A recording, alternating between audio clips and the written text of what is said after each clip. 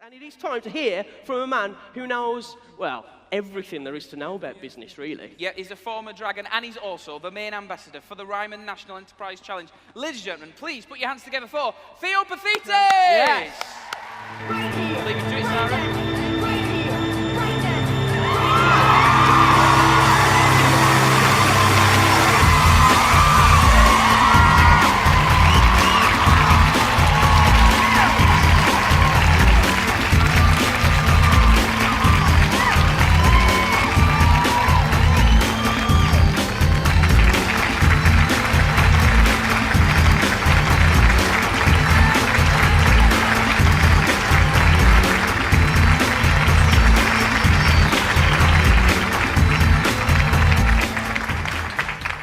It worked. We practiced that so much. That was a long walk, wasn't it? Bit of exercise. You thought I was today. milking that, didn't you? Well, Theo, thank you so much for coming back. How are you feeling? Ah, top of the world. Top of the world.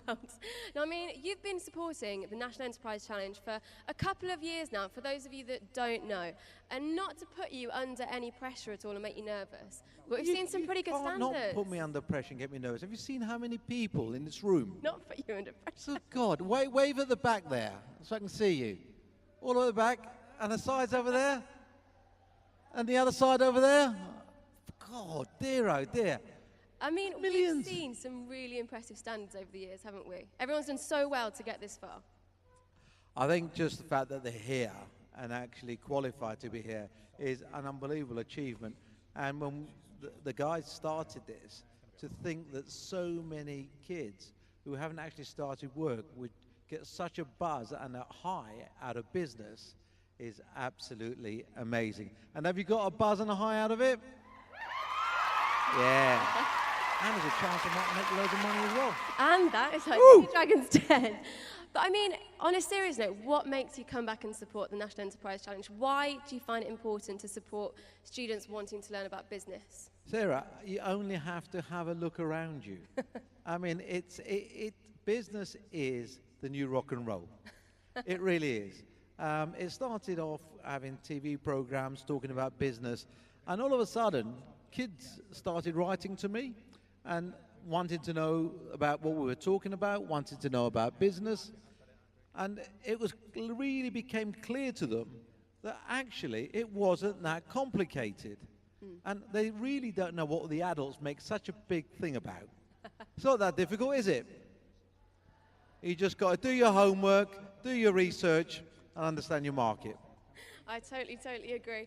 Now, what we really all want to find out about, I imagine, is you. We want to find out about your history. So can we, for a minute, just wind the clock back and take it back to when we were, you were these guys' age. So you guys are 11 to about 14, 15 years old. What were you doing at that age, and what is going through your mind? I've got to be honest, I hated school. My school was absolutely horrendous for me, because I was dyslexic. So I really struggled at school, and in those days, no one really knew what the problem was. I mean, it was just assumed that I was a little bit stupid. So things didn't quite work out for me at school. And I found solace in actually creating and running the school tuck shop. That's how you started, the school tuck shop? That's how I started. And it was great because it kept me out of trouble. I didn't teachers, because none of you do that, do you? No. You're all goody two-shoes, aren't you? Yeah. So it kept me occupied, kept me out of the way, and I found something I really enjoyed doing, and that was just running the tuck shop.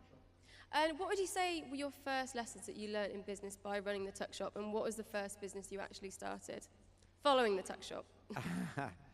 I think the first lessons I learned in running the tuck shop was it wasn't as easy as I thought it would be. I got shut down. You didn't? I did. I got shut down twice. The first time because I decided to put the table by an entrance that I thought would be a great place to serve all the crisps and the drinks and the wagon wheels from. What I didn't know was it was a fire exit. So I just blocked the fire exit. So they shut me down and moved me on. And the second time was they shut me down because the playground was littered in empty crisp packets. and all rappers. Oh, so And you weren't Mr. Popular with So I the wasn't singers. Mr. Popular. So I had to find a way of dealing with it. And that was, I got some of the more junior kids to go around picking them up. And for every, I can't remember now, might have been 30 wrappers or empty bags of crisps, I'd give them a full pack in exchange. Oh, good deal. And that was the way of doing it. Good deal. Well, it leads me nicely on to my next question. It was going to be, when was your first stroke of success? I'm going to say it maybe wasn't with the tuck shop when you got shut down, but when was the first time you thought, I'm actually quite good at this business, Lark, I could do this? Actually, it's very rare that people become successful with the first thing they try and do. And you got to remember that.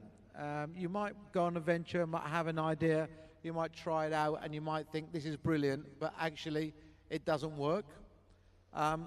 Don't be despondent. It's a lesson. It's part and parcel of it's a step to success. It's part and parcel of getting to that successful stage. Very few people just have an idea or do something or find the right job that is the ultimate success. It doesn't happen like that. You take various learnings, various stages. So every step you take is on that road to success. So for me, first thing for me was when I realized that I like shopkeeping. I left shopkeeping for a while, but then I realized for me, that's what I enjoyed doing. I enjoyed being with people. I didn't really enjoy being with buildings. I know that's what you do now. They don't talk back to you. You can't interact with them.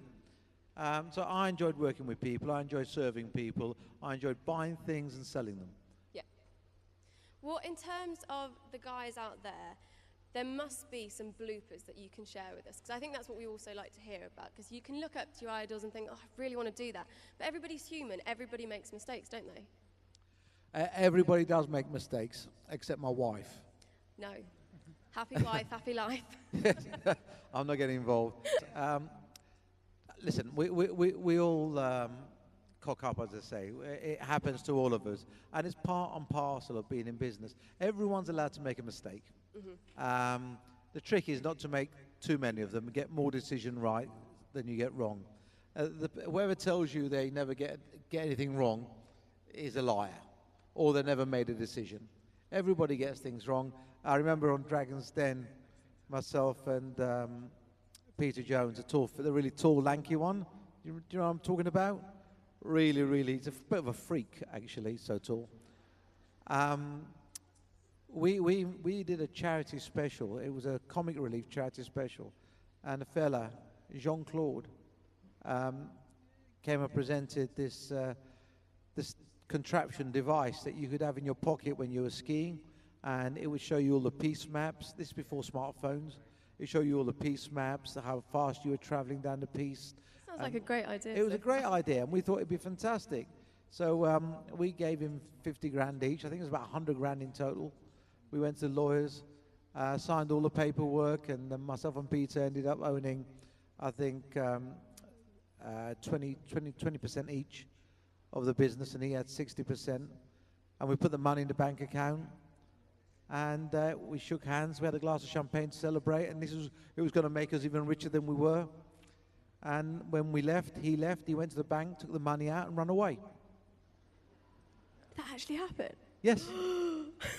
That was in the papers. We Yeah, like tracked him down. We found him in Belgium. We nicknamed him Jean Fraud, not Jean-Claude. And we brought him back, and he got 4 years as in the local clink for his misdemeanors. Well, you live and you learn. There you go. So even we can cock up. Well, going from that, I think one question that pretty much everybody in this room would like to know the answer to is, if you were starting over again today, now I know you've had this question a lot, but bear with me. If you were starting over again today, what sort of business would you go into? And we're talking about, say, if you have 500 quid, £1,000 in the bank, where would you go from there? Unlike when I started, it was a totally different world. It was hard to find customers. It was hard to have reach. You needed capital. We're in a totally different world now where you can actually build up a business really easy from your own bedroom. Technology has allowed you to do that. Technology has allowed you to market to the whole of the world, Before, you'd need millions and millions and millions of pounds to get TV adverts, a marketing campaign, pay all these clever people in marketing to find you customers. You can now do it yourself. So there's no question in my mind. My £1,000, I'd build a website, I'd find products and services I thought people would be interested in, and I would market that. And I could do that from home. So my overheads would be low, and I could use the money I make to reinvest to grow my business. So just a quick, as a show of hands, how many people in this room have got a laptop? Okay, so I'm thinking pretty much everybody in this room has a laptop. And with what you're saying, with a laptop and a very small amount of money, you can start from scratch, start a business. A laptop, a very small amount of money, stacks of determination, even more homework than determination. Know your market, research your market, which you do with your laptop because you can search anything. If you've got those things, you've got a very good chance. Yeah, I mean, that provides a very good grounding for all of us. So how this works is those are my questions for Theo, but more importantly, we're now on to the questions that you guys have pre-submitted. We can't do all of them because it would take a long time, but thank you so, so much for sending them in. So the first question is from Cheadle Homeschool. Are they here? Please be here. They're not here. Oh, they're over there. Are Oh, they? stand up. Let's see. You've got to be a bit louder. There Stand we go. up. We can see. Come on, stand up. Don't wave your arms. Just stand up. Whee. All right, so the question from these Hold guys. on. And they've stood up now. It better be a good one. It better be a good question after all that. No pressure. So it's short and sweet. What makes a great entrepreneur? Okay. What makes a great entrepreneur? Some of the things that we just spoke about, entrepreneurs are people that are normally focused, they're driven, they're determined. They have a very positive attitude. That doesn't mean they're fools and they believe everything people tell them, but they look at things on the positive side. They do their homework. They research their market. I keep using the word homework. You probably hate me for using that word because you're teachers. Can we have the hands up of all the teachers, please? Yeah, you see, you've got loads of you there. So you can put them down now. Put them down. See, you've ruined that word, homework. Because when you give them homework, they think, oh my God, I've got to go home and I've got to do this work.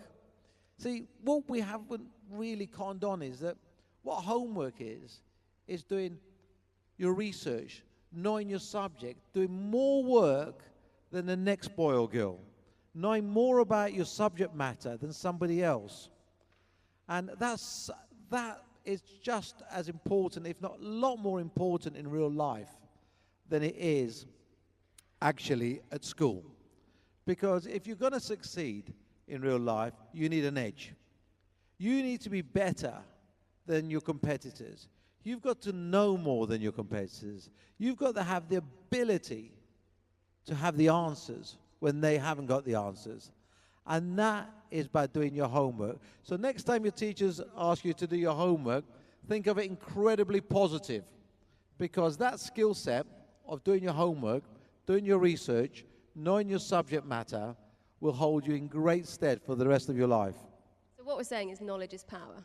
Knowledge has always been power. Always been power. Except now, before 1,000,000 trillion years ago when I was a kid, if you needed information, you'd have to go to a library. And you'd have to sit down and read some books.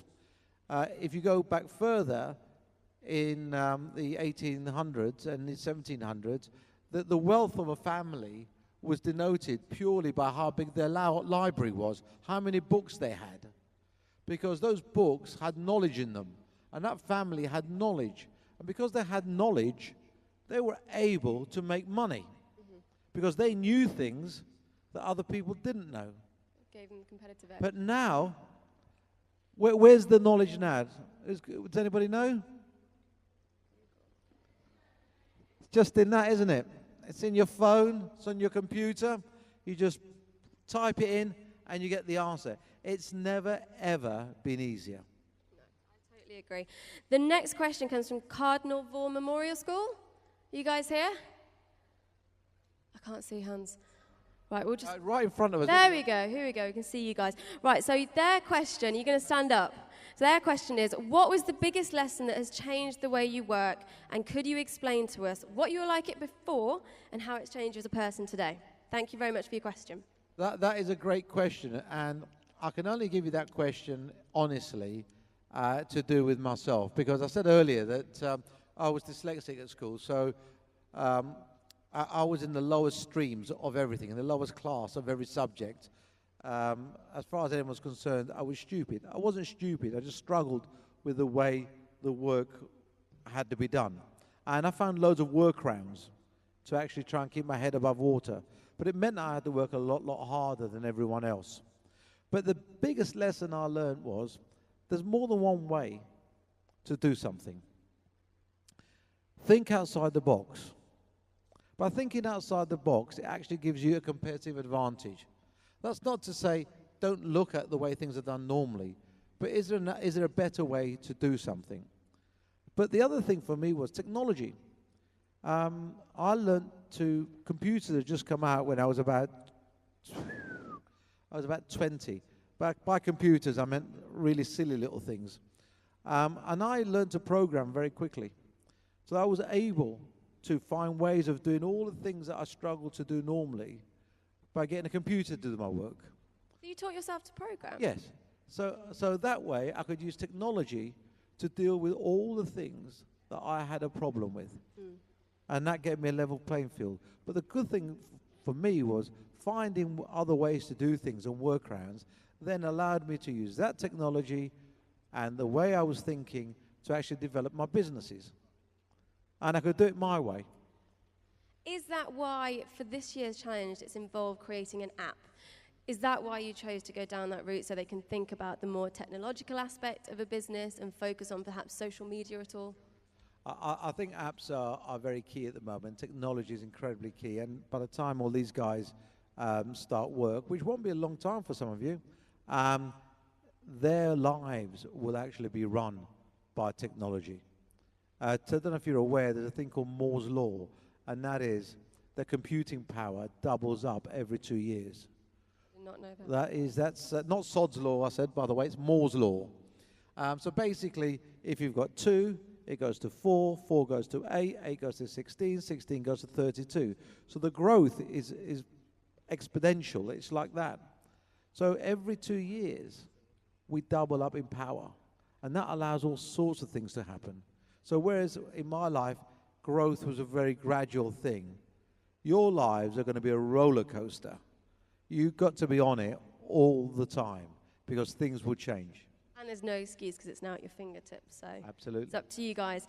This is probably one of my favorite questions. It's from Winston Churchill College, so hopefully you're out there. And it's, what advice would you give to a 7-year-old with a fantastic idea, however, a severe lack of funding? Get a paper round. But a 7-year-old, it's got to be a big 7-year-old to hold that paper bag. But what happened? Actually, I've just realized. Do you know what paper round is? Thank God for that. Because I don't get my paper delivered anymore because it comes on my iPad in the morning automatically and I read it on my iPad. I think anybody who's 7 who's got a great idea should be jotting it down in a book and exploring lots and lots of ideas before they start a business. Keep almost a notepad. Keep a Once notepad. they're a bit older. And believe you me, I've still got notepads I had when I was 11. I'm a bit of a hoarder. You still got them? Yep, absolutely. Do you ever look back at them and think, oh? I know, it's embarrassing. But jot it in a book because there's going to be a time you're going to refer back to it. And you're going to do it even better than when you thought about it at 7. There you go. So if you guys all got that tip, get your notebooks out on your Mac Or put it on nowadays, your not on Mac. paper. Now, Stockport Grammar School would like to know, what's the biggest threat to your business at the moment? At the moment, did you say?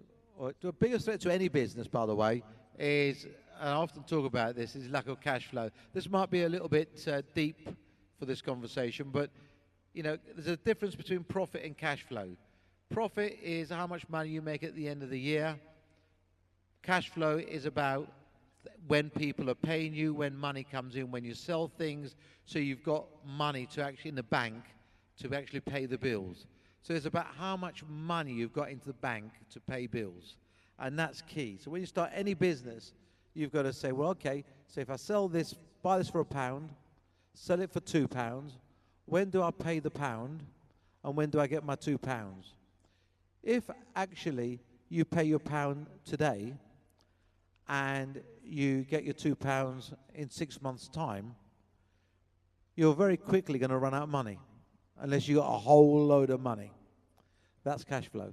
I think that's quite a key thing to highlight for everybody in the audience, because I think most people, if you ask them that question, they'd firstly think about competition. But that's what we spoke about earlier. It's not about competition. It's making sure there's enough money there to keep the business churning over. So everyone remember that.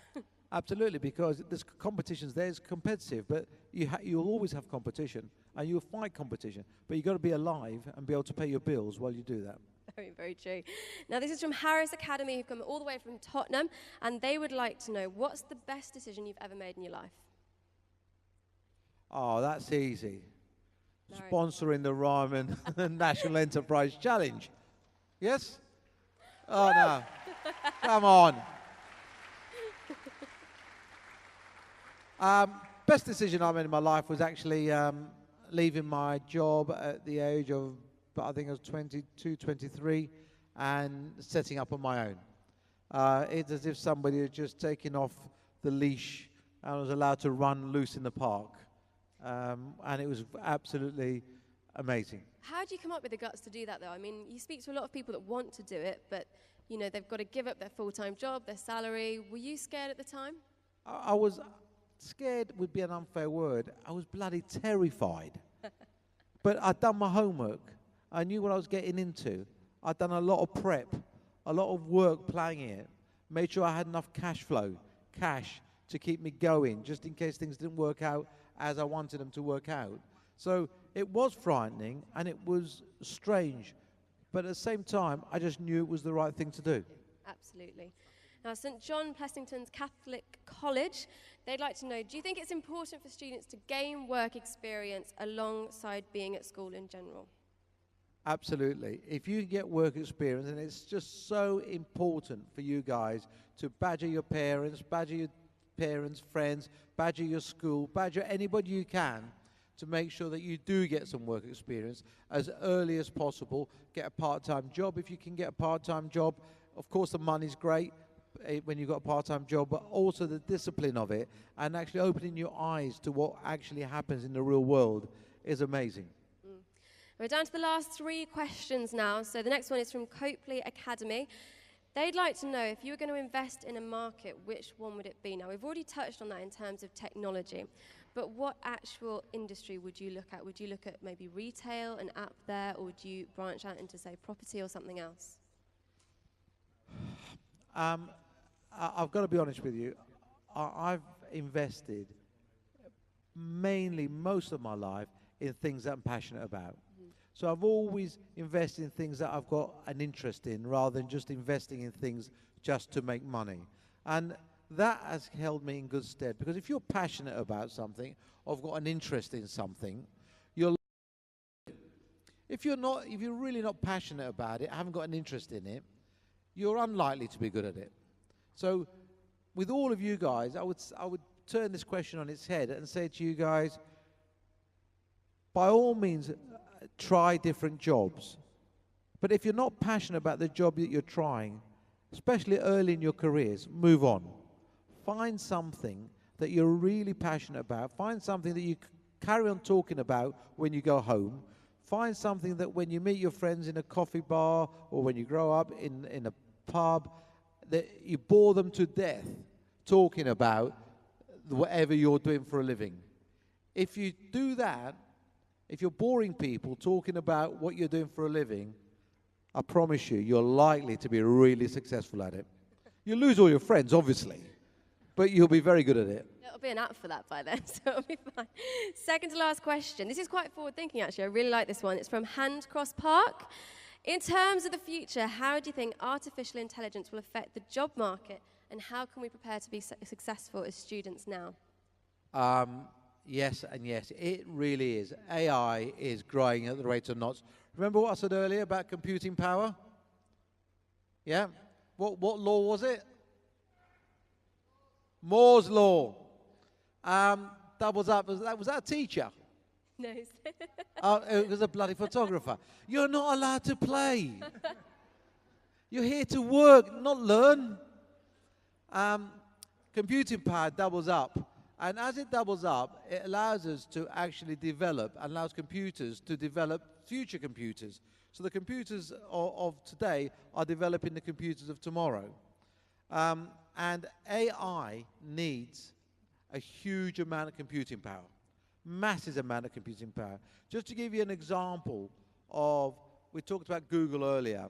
I don't know if you're aware, but there's a Google driverless car that goes around New York and has done like millions of kilometers and miles so far with only one accident. Are you aware of that?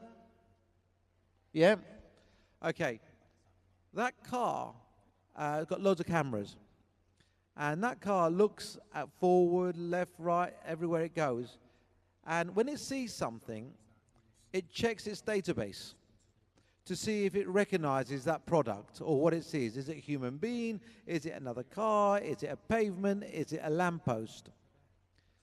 Well, it actually has about 35 million pictures that it looks on. And it looks at those 35 million pictures, compares them to what it sees in front of it in a nanosecond, and identifies what it is. And it says, what's that? It's a human. It goes, checks, it's a human. Oh, I've got to stop, it's a human. But it does that in a nanosecond, in less than the blink of an eyelid. It will actually compare 35 million photographs. And that's the power of computing. That's just and that's AI. And that is growing every 2 years. Certainly worth paying attention to that for you guys. And the final question's from Samuel Lister Academy. They'd like to know, who is your greatest inspiration and why? I'd like to give you a very, very straightforward answer on that, but I won't, because your greatest inspiration, you won't know, and it will never, it's unlikely to be just one person. It's likely to be a whole number of people or things, alive or dead, that you read, look at, meet. Take inspiration from everybody and everything that you do and see. And you can never, ever have too much inspiration. And for me, every single day I meet people, I see people in different walks of life, and I promise you, it's very rare that I go home without being inspired or motivated to actually do something different. So look around you, be a sponge, see what's out there, and be inspired by everything around you as opposed to just one person. Absolutely. And there's one final thing I'd like to do. Can we stand at the front of the stage really quickly? All right. So in terms of everybody here, obviously we've only got 4 teams that have got through to the final, but do you have a message for everyone in this room that's got this far today and for anybody that's thinking about taking part in the challenge next year? If I had to just give you one message about participating in the Ryman National Enterprise Challenge, it's very, very simple, and that is just do it. Don't think about it, do it. And that's what you should be doing for most of your life. Brilliant. Can everybody please give Theo Paphitis a welcome of applause, hand of applause even.